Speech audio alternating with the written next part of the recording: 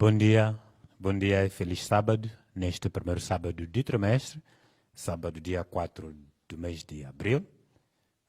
Estamos aqui para apresentar a lição da Escola Sabatina.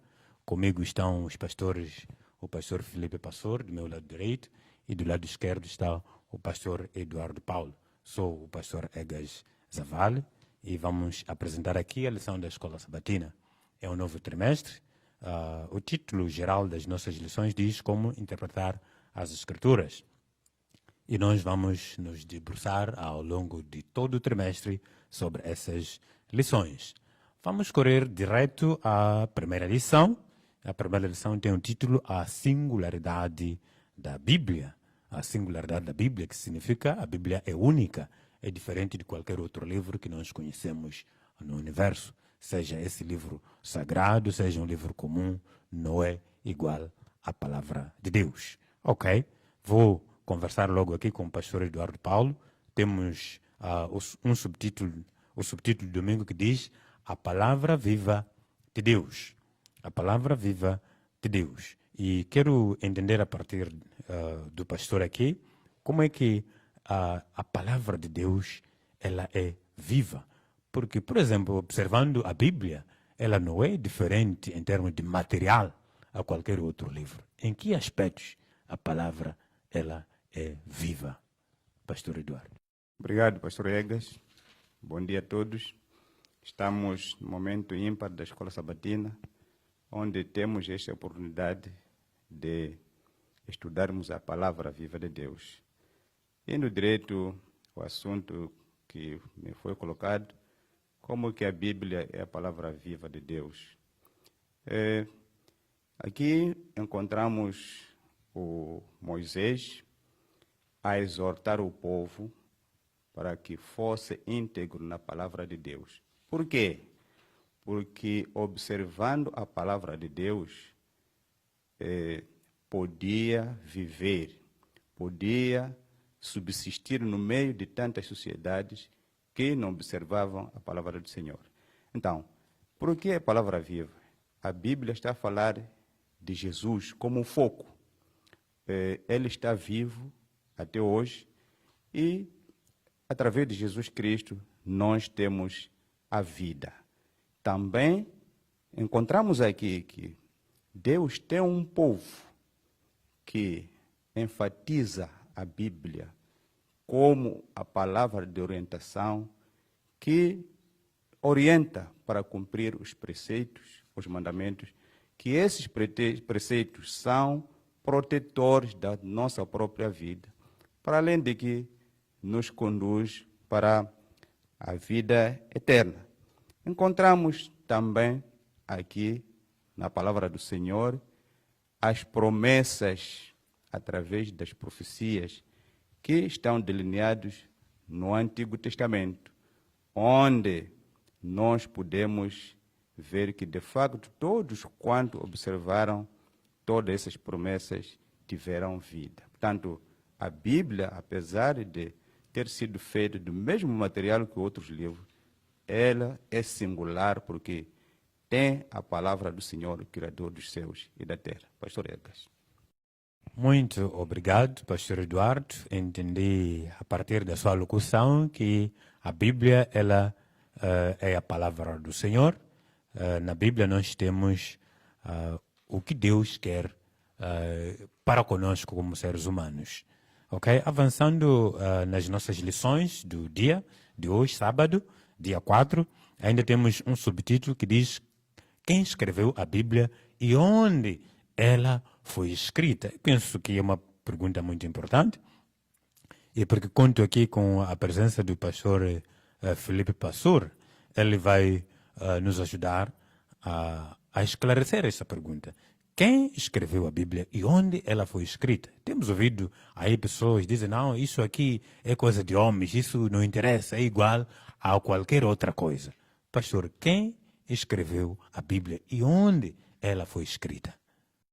Muito bom dia, ouvintes. Damos graças a Deus por este sábado especial.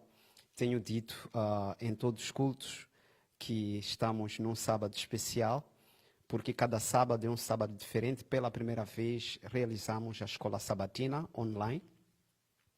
E, na verdade, sendo um sábado diferente, temos uma lição da escola sabatina muito diferente acerca da singularidade da Bíblia.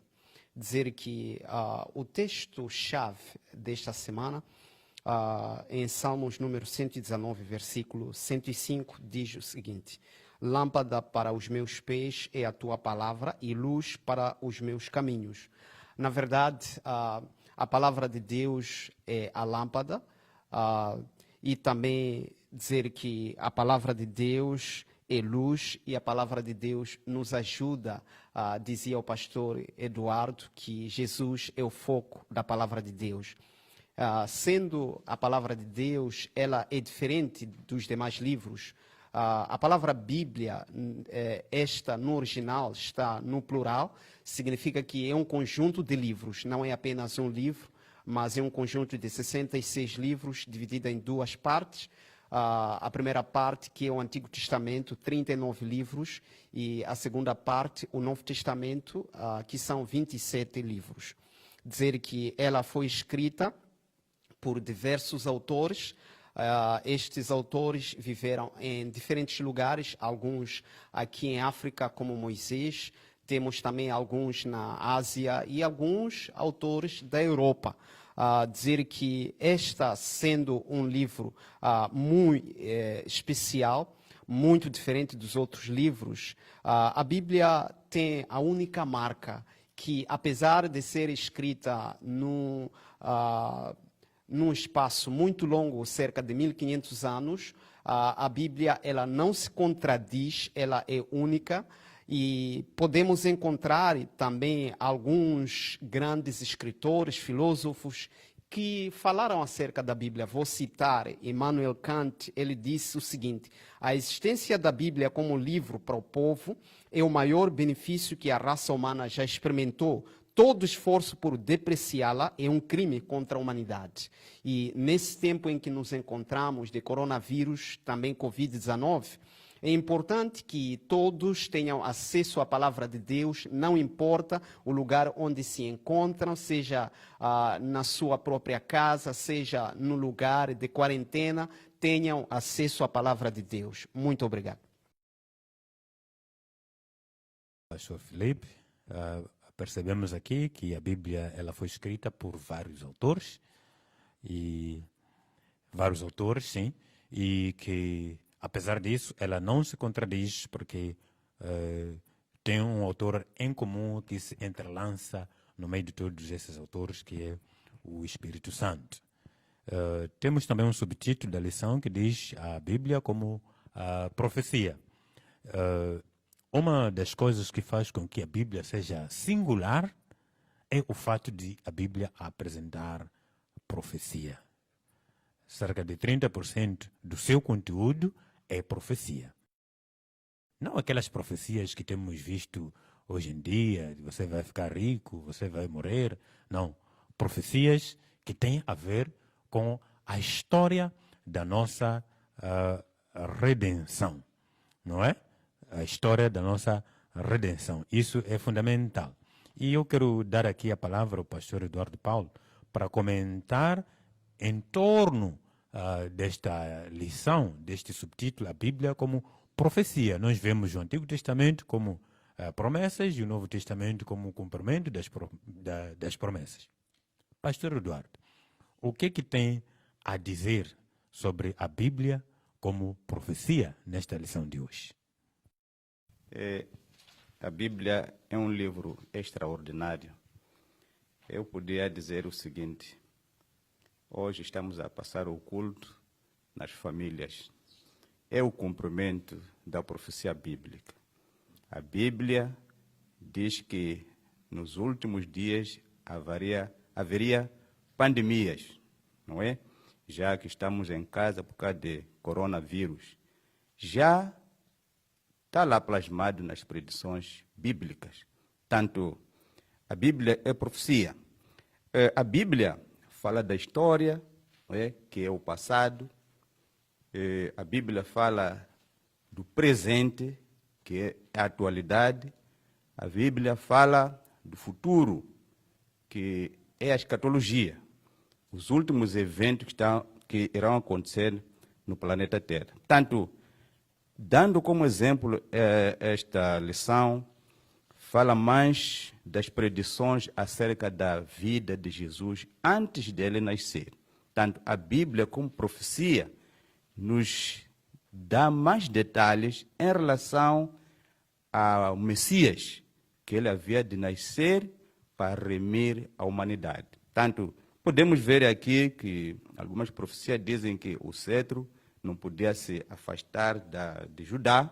Podemos ver também a entrada de Jesus Cristo, o triunfal de Jesus em Jerusalém, o sofrimento de Messias. Tanto, tudo isso estava plasmado, o lugar onde Jesus havia de nascer, o seu trabalho e tudo mais. Tanto, tudo isto se cumpriu na letra. Nenhuma coisa falhou. Tanto, diria que, para nós, hoje em dia, estamos à espera do cumprimento da segunda vinda de Jesus Cristo.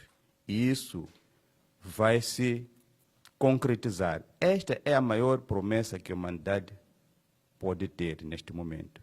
A segunda vinda de Jesus. Já está plasmado nas Sagradas Escrituras. Enquanto estivermos em casa, devemos continuar a olhar o alto, porque Cristo brevemente virá. Muito obrigado, pastor Eduardo. A Bíblia como profecia.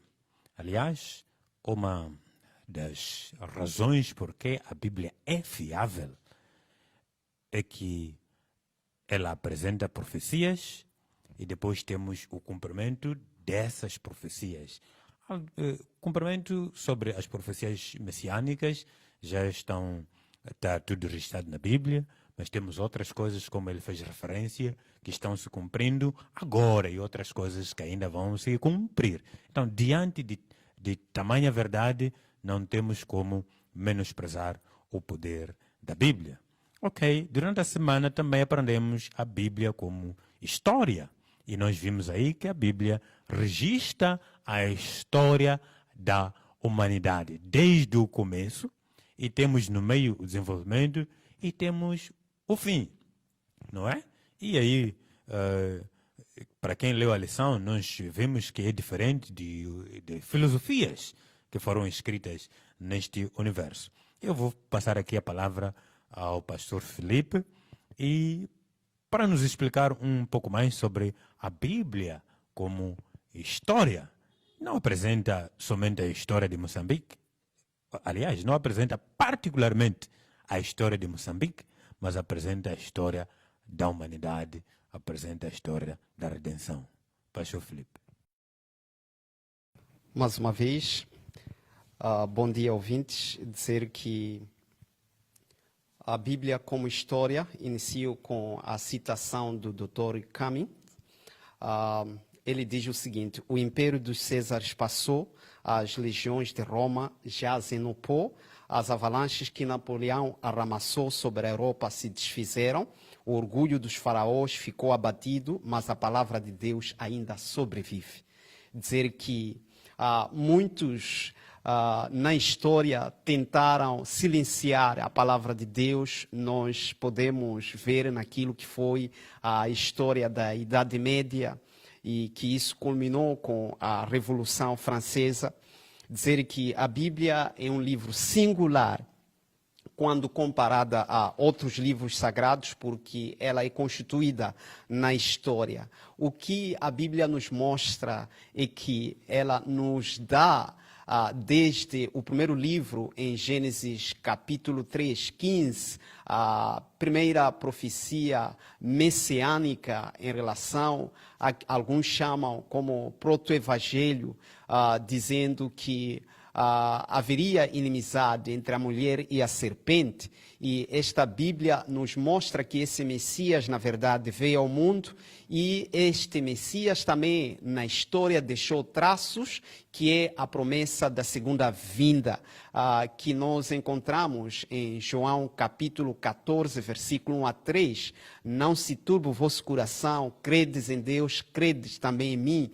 na casa do meu pai há muitas moradas. Se assim não fosse, eu vos teria dito que vou vos preparar lugar. E quando eu for e vos preparar lugar, virei outra vez e vos levarei para mim mesmo. A ressurreição de Jesus nos dá a possibilidade de também ressuscitar.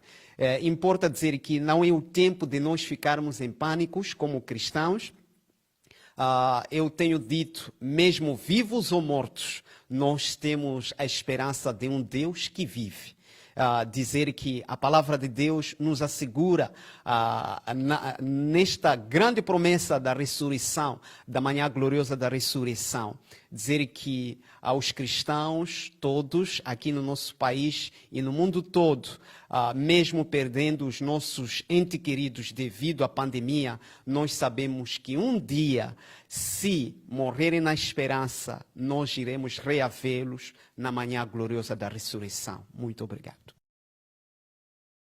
Muito obrigado, pastor Felipe. Alguém dizia que não existe diabo nos primeiros 2 capítulos da Bíblia e não existe diabo nos 2 últimos capítulos da Bíblia. E graças a Deus que eliminou o diabo, não é? Então temos essa história, o começo, depois no meio temos o desenrolar do grande conflito, mas temos um final feliz, graças a Deus. Okay? E um dos temas que também estudamos ao longo da semana é o poder transformador da palavra de Deus. Nós vimos personagens bíblicas que experimentaram transformação em suas vidas graças à palavra de Deus. Eu quero dar aqui a palavra ao pastor Eduardo. Sim, tem a liberdade de citar qualquer personagem que quiser citar na palavra de Deus, que tenha recebido esta transformação da palavra de Deus. Mas, se também preferir, pode citar a sua própria experiência. Como é que a palavra de Deus impactou a sua própria vida, primeiro como indivíduo, segundo como cristão e terceiro como pastor. Obrigado, pastor. Vamos continuar na nossa lição. O poder transformador da palavra de Deus. Encontramos aqui um jovem, Josias, um rei, que depois de ter sido achado o livro lá onde estavam a reparar o templo, trouxeram a palavra ao rei Josias, ele leu e foi tocado, rasgou as suas vestes e assim permitiu que essa palavra fosse lida em toda a Judá. E toda a Judá foi transformada. E esta palavra tem poder, não só para Josias, mas também tem poder para mim. Falando da minha experiência, como disse o pastor, eu não recebi estudo bíblico, curso do lar, não sei quanto, não. Só apenas ouvi 2 amigos a discutir acerca da palavra do Senhor. Eu, aí ao lado, estava escutando e uma das pessoas era meu irmão. E ele defendia muito aquilo que ele tinha na cabeça, não é? Tinha sido ensinado acerca do domingo, acerca dos mortos, acerca do sábado, não sei quanto. Ele tudo isso desmentia, mas não tinha fundamento bíblico. Eu estava escutando. Veja só como tem poder a palavra de Deus.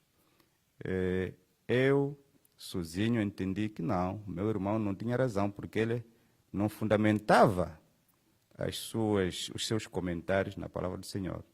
O amigo dele sempre estava lhe mostrando na palavra do Senhor. E o meu coração foi tocado.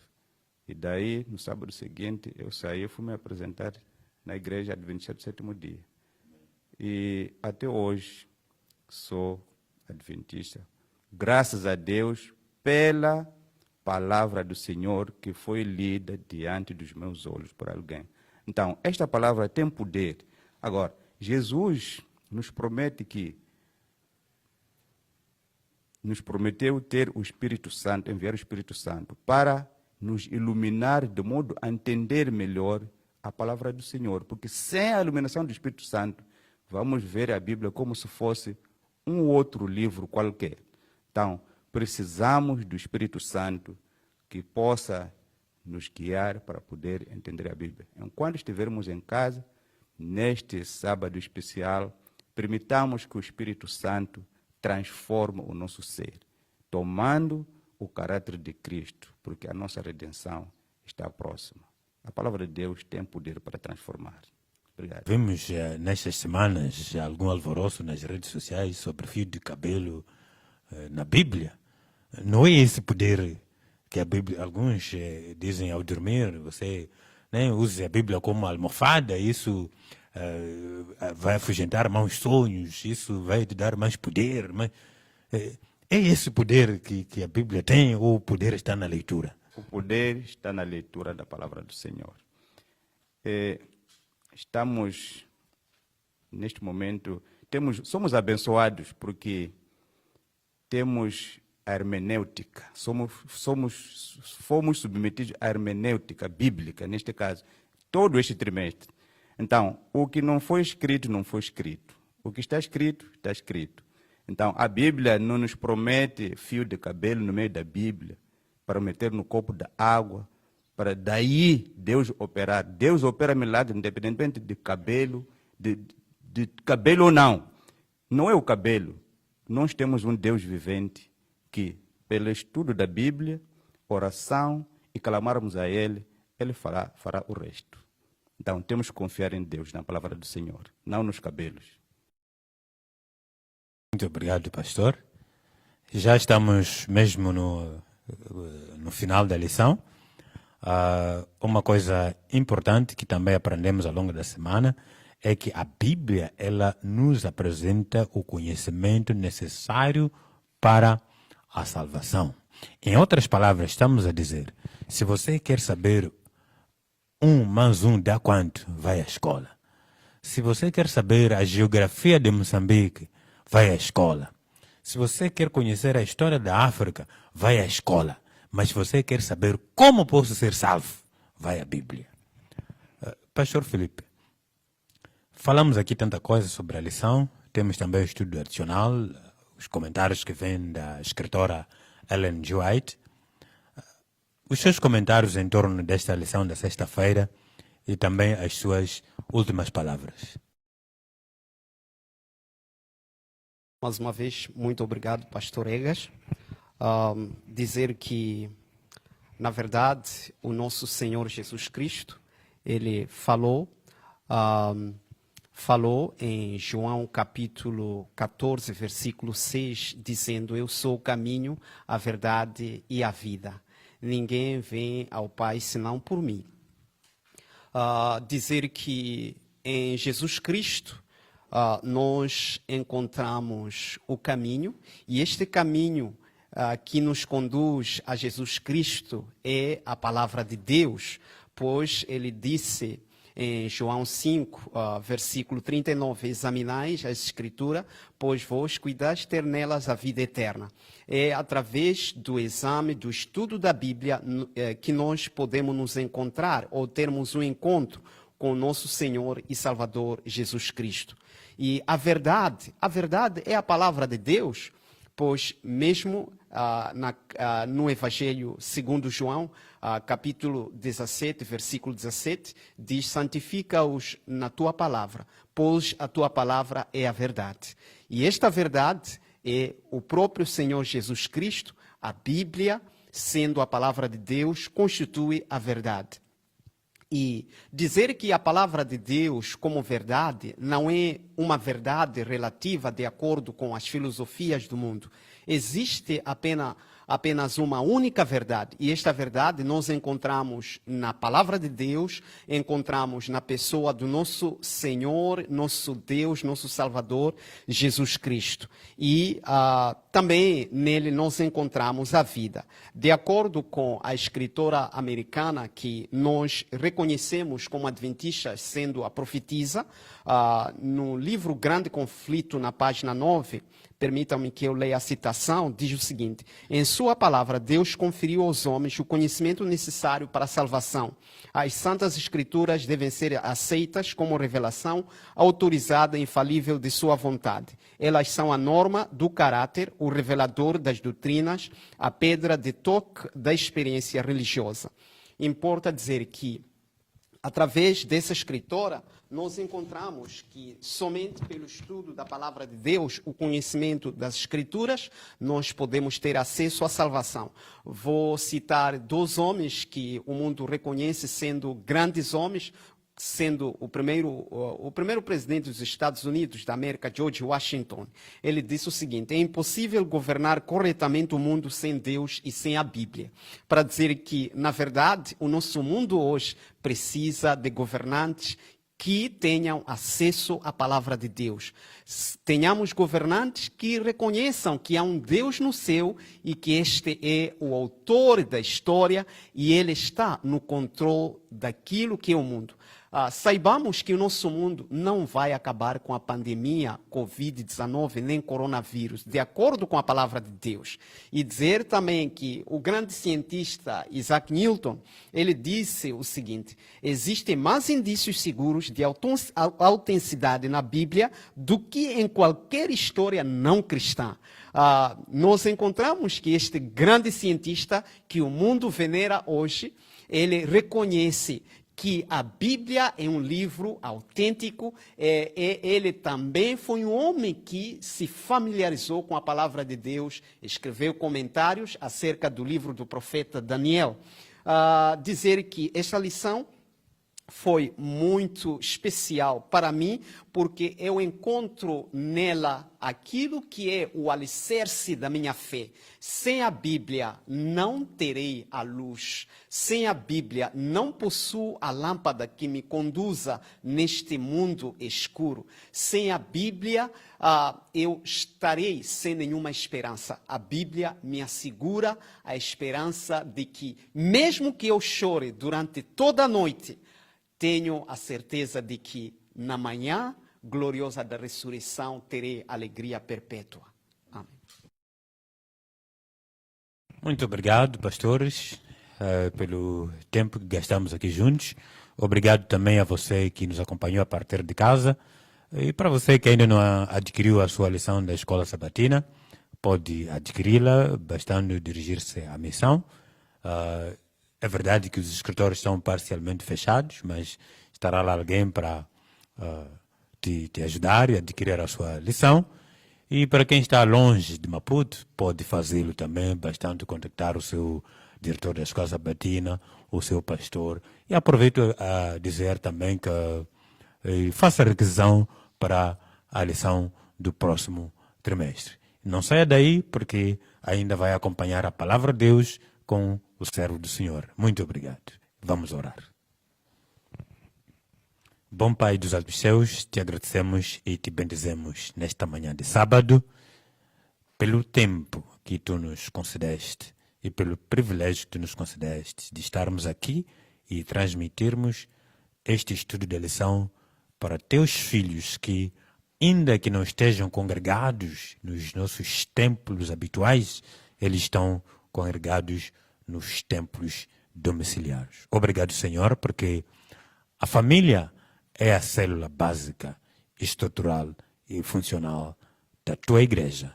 E hoje a igreja está funcionando a partir da família de cada servo teu. Nos cuide dentro desta situação, desta pandemia. Nós acreditamos que sairemos vencedores em Cristo Jesus. Amém.